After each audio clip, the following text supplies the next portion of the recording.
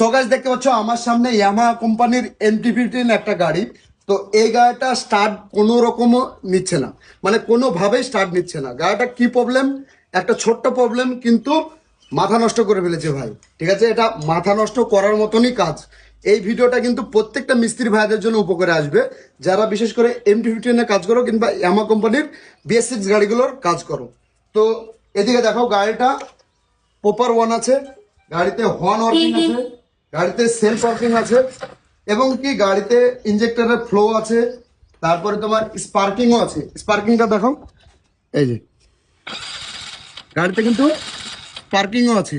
স্পার্কিংটা তোমরা একটু খেয়াল করে দেখো।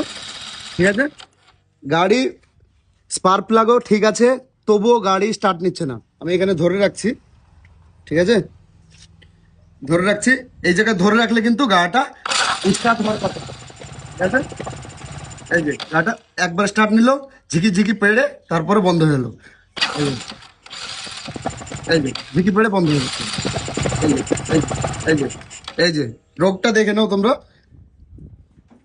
তো এই যে প্রবলেমটা, ঠিক আছে, এই প্রবলেমটার কারণ কি? এই প্রবলেমটার কারণ হলো গাড়িতে স্পার্কিং থাকা সত্ত্বেও, ফিউল পাম্প ওকে থাকা সত্ত্বেও যদি স্টার্ট না নেয়, তাহলে এর কারণ হলো ইঞ্জেকশন কয়েল।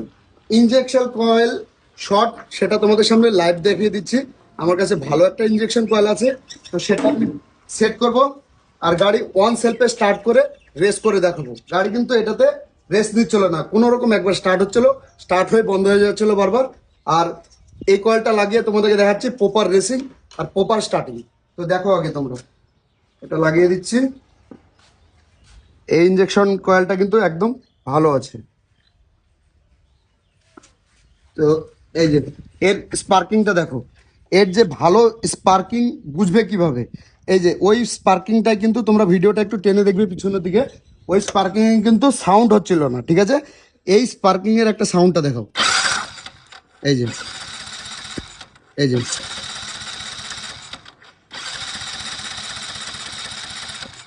স্পার্কিং এ যে স্পার্কটা করছে, সেটা একটা চিটচিট একটা ভাব আছে। ঠিক আছে, মানে চিটচিট ভাব না থাকলে কিন্তু গাড়িতে কখনোই স্টার্ট নেবে না। আমি এটা লাগিয়ে দিলাম, লাগিয়ে দেওয়ার পরে এই দেখো গাড়ি ওয়ান সেলফে স্টার্ট হলো। স্টার্ট হলো গাড়ি।